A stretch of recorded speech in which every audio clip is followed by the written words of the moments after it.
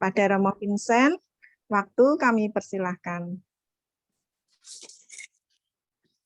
Bapak, Ibu, saudara-saudara sekalian yang dikasihi oleh Tuhan, pertama-tama saya mengucapkan terima kasih atas kesempatan yang diberikan kepada saya pada malam hari ini atau di tempat saya pada pagi hari ini. Jumpa lagi dalam renungan yang pada hari ini kita akan mengambil tema tentang pengampunan yang merupakan bagian pokok atau bagian integral dari permenungan kita sepanjang dan selama 40 hari. Kita sudah sering sebetulnya mendengarkan kata pengampunan, apalagi kita sebagai orang-orang beriman Kristiani. Pengampunan merupakan ajaran pokok yang seringkali menjadi kata yang sudah sangat biasa sehingga kadang-kadang kita melupakan, entah sengaja atau tidak, inti dari kata itu sendiri. Maka kadang-kadang dalam WhatsApp atau teks SMS, ya sudah saya ampuni, sudah saya bebaskan. Begitu mudah kita mengucapkan atau begitu ringan kita menuliskan di SMS kita. Nah, dalam budaya kita, ini yang bagian pertama, orang yang mempunyai karakter belas kasih atau mudah mengampuni atau peduli kepada sesama, ya sering dipandang lemah. Orang yang kuat ialah orang yang mempunyai kuasa yang suaranya keras, dan seringkali justru dipilih untuk menduduki jabatan penting.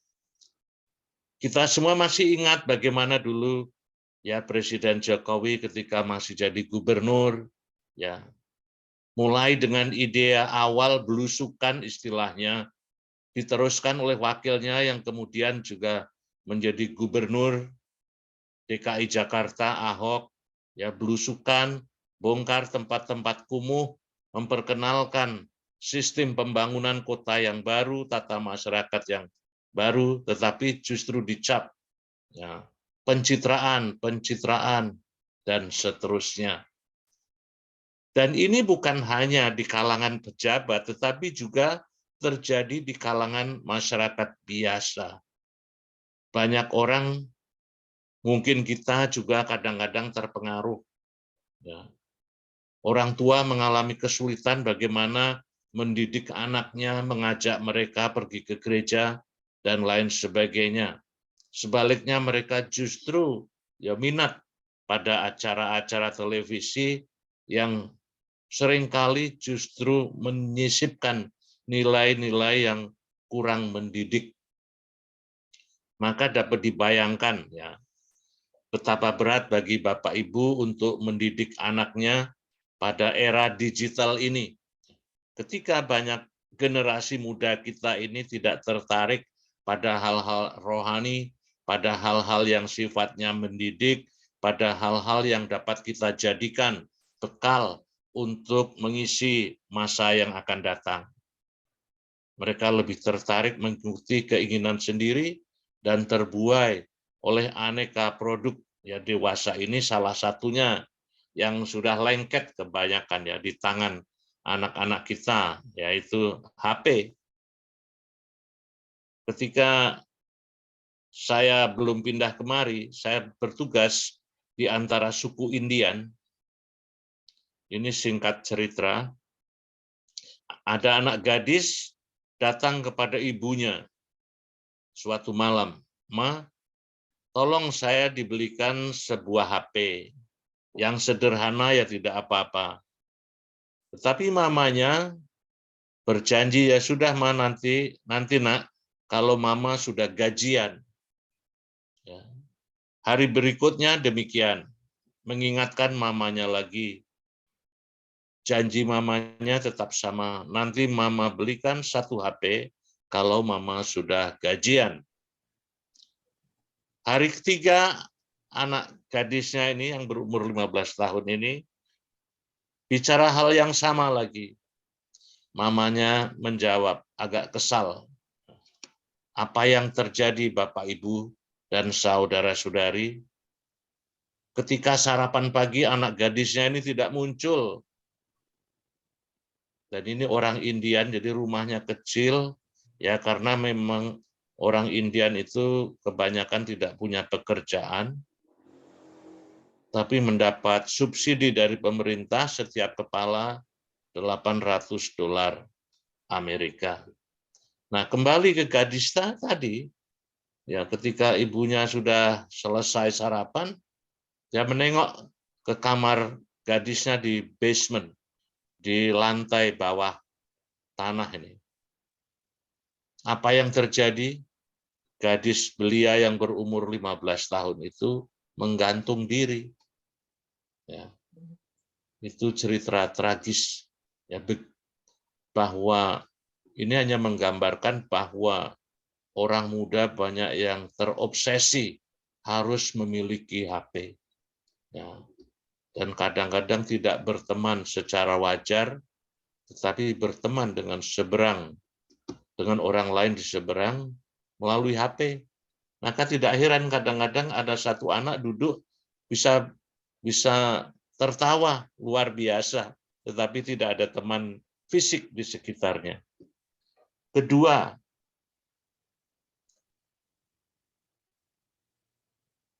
dalam sejarah ya telah ya terbukti bahwa orang kuat, orang yang berkuasa, ya entah itu dalam sejarah Romawi atau dalam sejarah Mesir kuno, ya, dalam sejarah negara kita sendiri Indonesia, ya, bahwa orang yang keras, yang main atau memerintah dengan tangan besi, ya, umumnya tidak dihormati. Umumnya hanya dikenang karena kejahatannya. Dan cepat atau lambat orang semacam itu ya akan terkuak perilaku yang sebenarnya akan terbongkar. Kita sudah bisa lihat sendiri apa yang terjadi di negara kita. Ya, ketidakadilan, korupsi, perpecahan dalam masyarakat yang seakan-akan tidak kunjung selesai. Maka kadang-kadang itu kita orang beriman Kristiani itu mengeluh, tapi saleh. Saya katakan saleh mengeluh kepada Tuhan.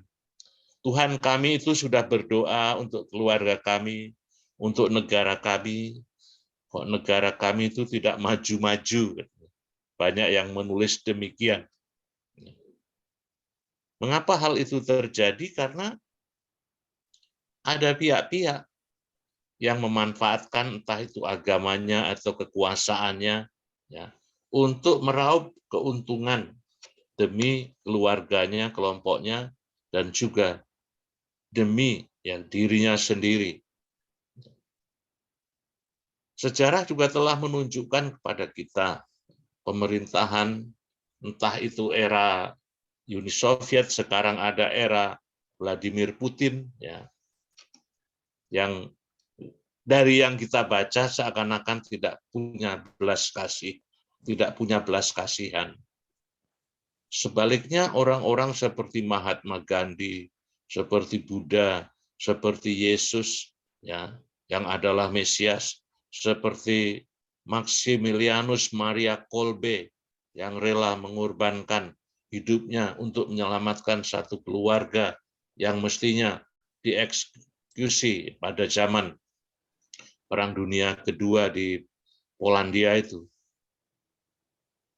Mengapa orang bisa sampai pada kesimpulan kadang-kadang tidak mempunyai belas kasih?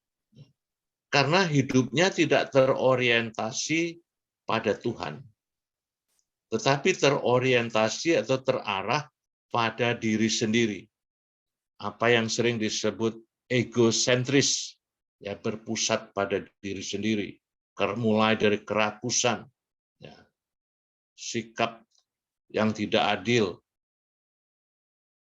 masih ada lain sikap menganiaya, siapa yang menghalangi langkahnya disingkirkan. Semuanya itu dilakukan semata-mata untuk melindungi kepentingannya sendiri. Semoga hal seperti ini jauh dari cara kita berpikir dan cara kita menghayati iman kita. Pada bagian ketiga, pada tingkat pribadi. Pada tingkat pribadi, kita diharapkan menjadi pribadi yang berbelas kasih. Ini bagian dari kebenaran karena fakta.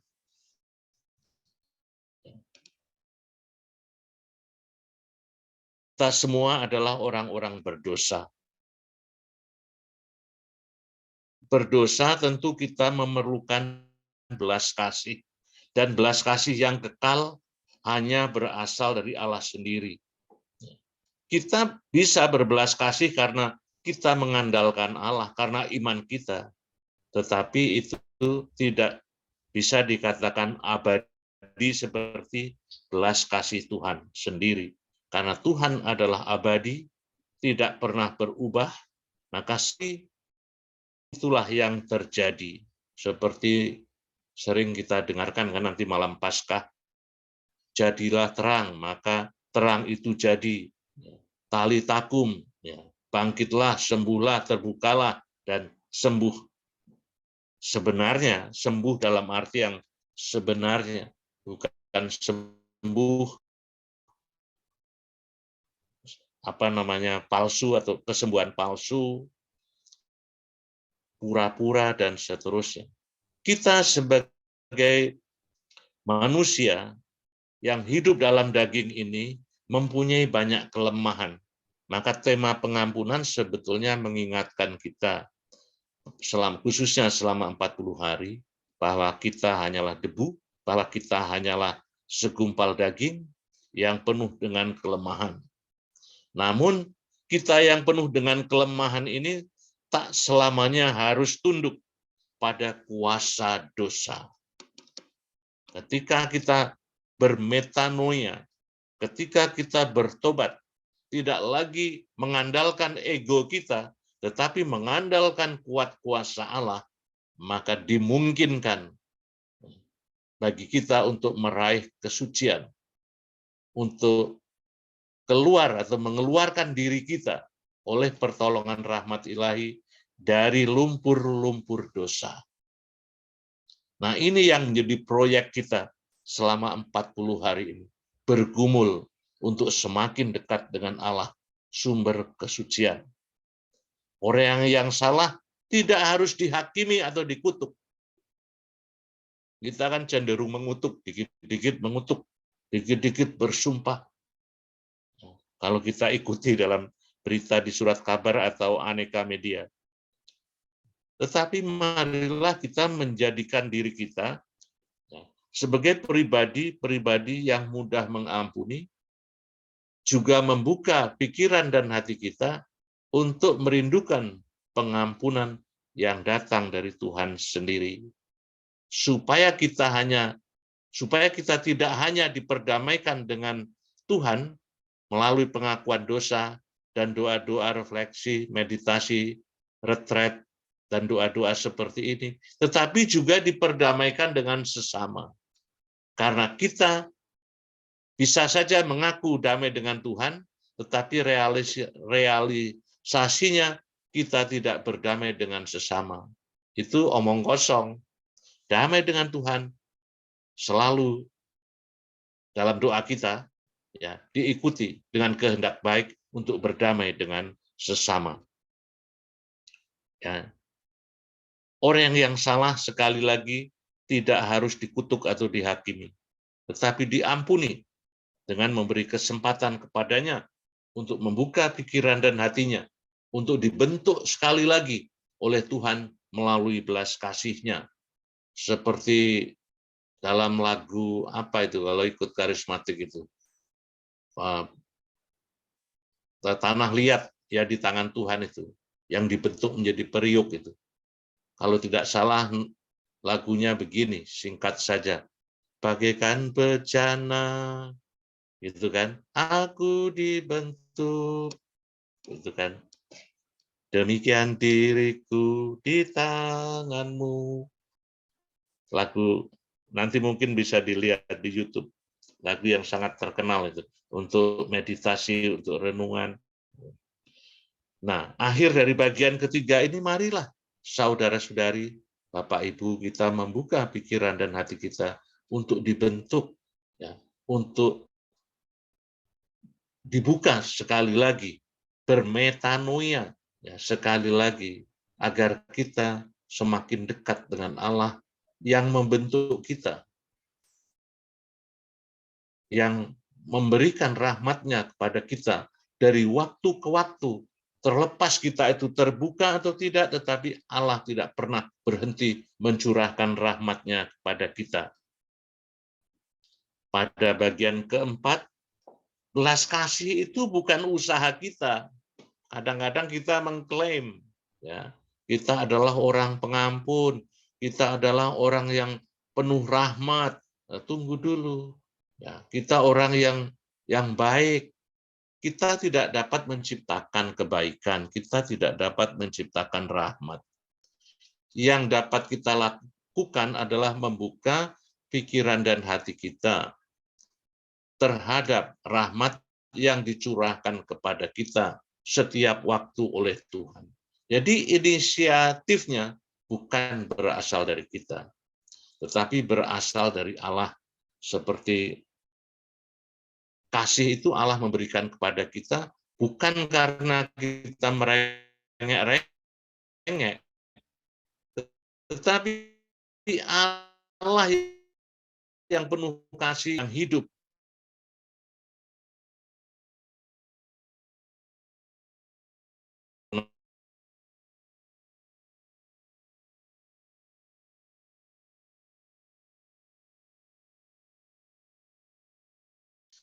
Sehingga Allah mengaruniakan anaknya yang tunggal.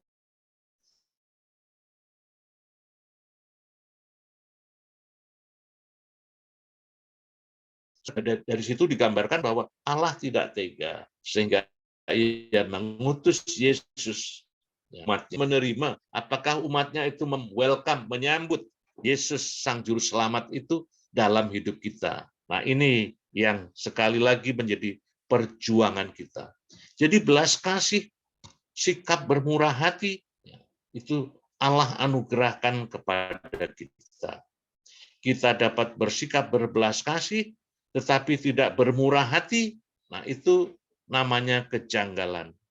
Dalam realita banyak orang bicara tentang kesalehan, menjalankan agamanya, ya, berdoa setiap hari, berderma setiap hari, namun kesalehan dan ketekunan dalam ibadah dan doa tidak pernah bersentuhan dengan penderitaan orang lain. Bisa berdoa dengan kata-kata indah, kata-kata yang sungguh menyentuh hati banyak orang, tetapi ketika harus berkomunikasi dengan anak-anak dan suaminya, ya berlaku kejam seperti kaisar atau seperti raja yang kejam. Atau contoh sederhana, ketika kita keluar dari gereja, mobil kita tergores sedikit saja atau motor kita tergores sedikit saja, kita mengeluarkan kata-kata yang tidak sepantasnya. Maki-maki sesama umat yang baru saja berdoa di dalam gereja yang sama.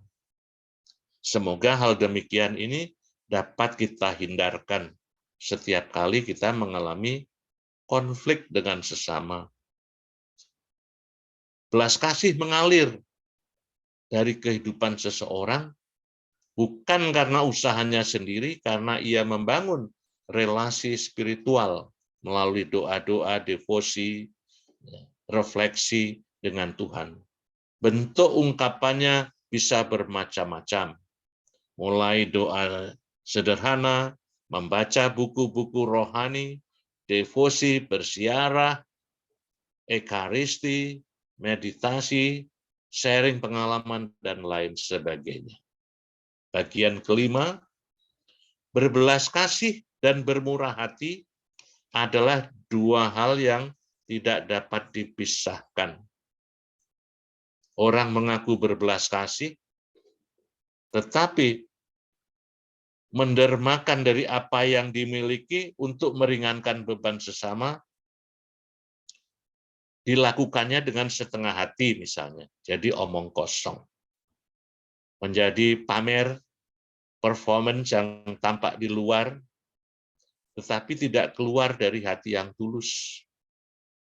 Ingin dilihat orang, ya, ingin dipandang hebat, ya, entah itu ditampilkan dalam bentuk derma, dalam bentuk cara berpakaian, dalam bentuk cara berbicara.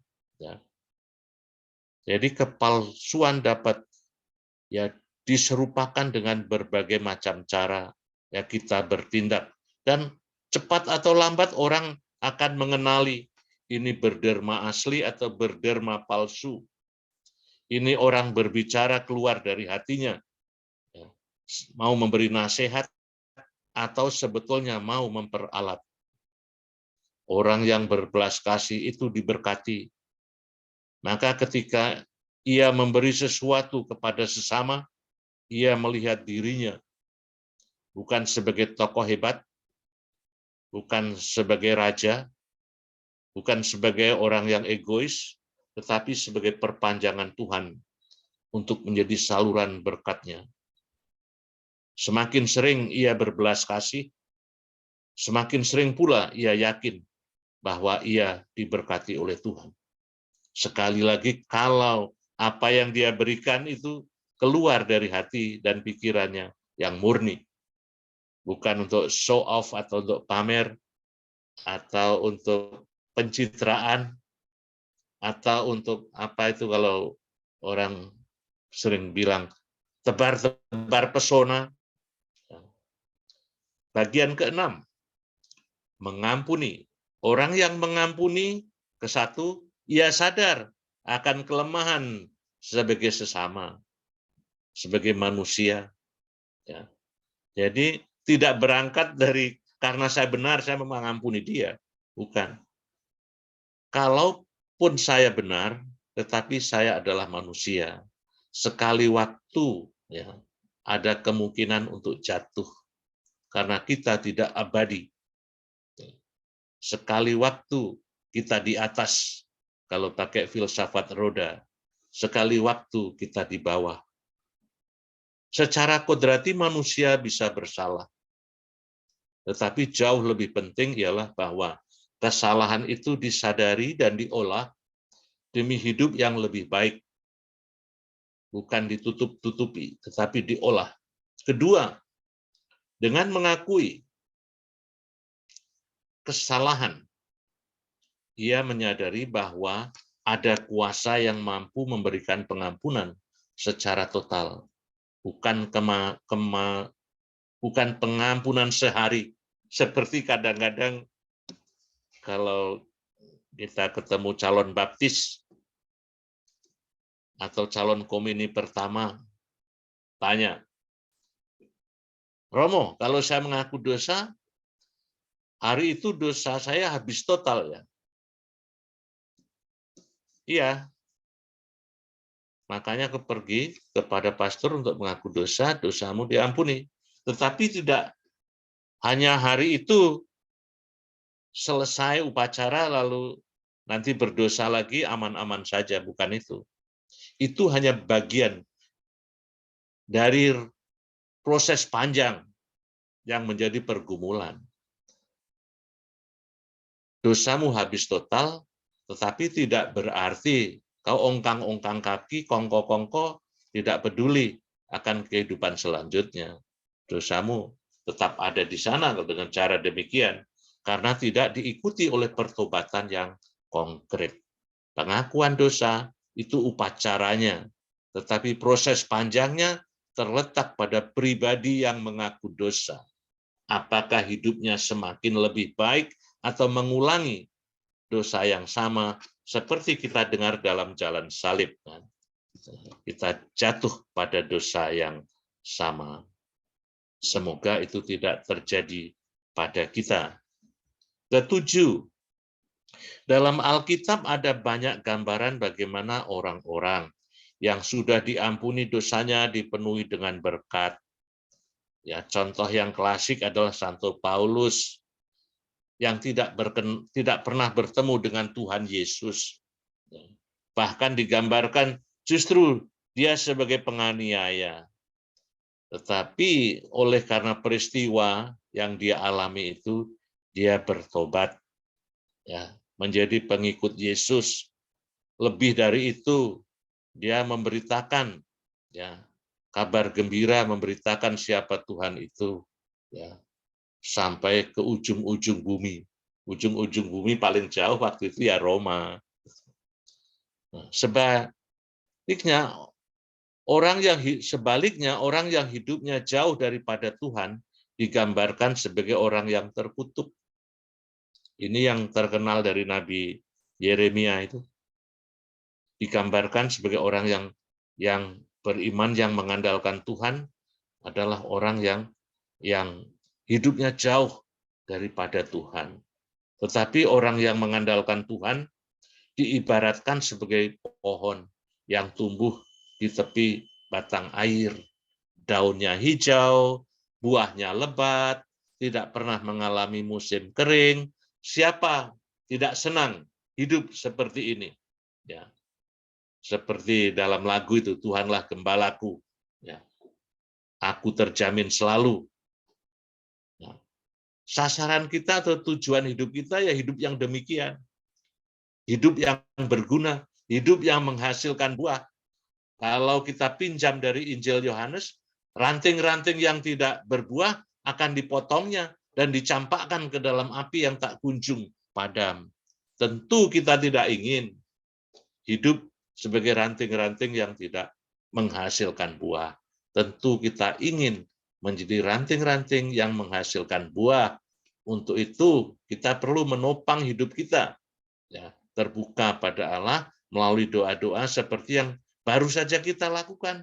Entah itu doa rosario, entah itu adorasi ekaristi, ya, meditasi, doa-doa lainnya, semua itu membantu kita untuk semakin dekat dengan Allah sumber belas kasih, Allah sumber pengampunan, Allah yang bersedia membentuk kita menjadi pribadi-pribadi yang semakin dekat dengannya. Nah, saudara-saudari, catatan penting dari akhir renungan kita ini ialah bagaimana kita sebetulnya menyadari kekuatan kita sendiri sebagai orang yang sudah dirahmati oleh Tuhan itu. Pernahkah kita menyadari kekuatan kehendak kita, ya, untuk keluar, ya, dari lumpur dosa, untuk keluar dari aneka masalah, untuk keluar dari berbagai pergumulan yang tidak sehat? Ya, tentu pertama kita percaya penyertaan Tuhan itu melalui rahmat-Nya. Ya, bukan yang kita miliki secara otomatis, tetapi kita sendiri perlu membuka pikiran hati kita. Kalaupun Tuhan memberikan rahmat-Nya kepada kita setiap hari, bagaikan matahari menyinari dunia, ya, tetapi kita sendiri harus menyadari pikiran dan hati kita, ya, menjaga, ya, perilaku kita, perkataan kita agar tidak melukai, ya, orang-orang lain di sekitar kita, agar kata-kata kita tidak menjadi kutuk, tetapi menjadi berkat. Dan itulah tonggak-tonggak yang dapat menguatkan kita untuk memberikan spiritualitas pengampunan dan juga diampuni oleh Tuhan. Untuk sampai pada keberanian mengampuni diperlukan suatu proses yang panjang, bukan hanya sekali mengaku dosa. Banyak orang cenderung melihat tindakan seperti mengaku dosa itu sudah selesai, nanti berbuat dosa lagi, dikira aman-aman saja. Tidak demikian. Kekuatan untuk mengampuni bukan usaha kita sendiri, melainkan suatu rahmat gratis yang Tuhan memberikan kepada kita setiap saat. Maka rahmat pemberian itu perlu dipupuk melalui doa-doa kita, puasa dan pantang, latihan-latihan saleh, atau latihan-latihan rohani untuk mempertajam kepekaan kita dalam mengampuni sesama, dalam membangun pribadi, keluarga, persahabatan yang lebih baik, sehingga pribadi kita, keluarga kita, persahabatan kita dapat menghasilkan buah berguna bagi keluarga besar kita, bagi gereja kita, dan tentu bagi banyak orang yang berjumpa dengan kita, entah di rumah, di tempat-tempat umum, atau di tempat kita bekerja. Semoga Tuhan senantiasa membantu, menaungi kita dengan berkat-Nya, sehingga perkataan kita boleh menjadi berkat, hidup kita boleh menjadi berkat, dan segala perilaku kita menjadi contoh dan teladan banyak orang yang kita jumpai. Sekian, terima kasih, dan amin.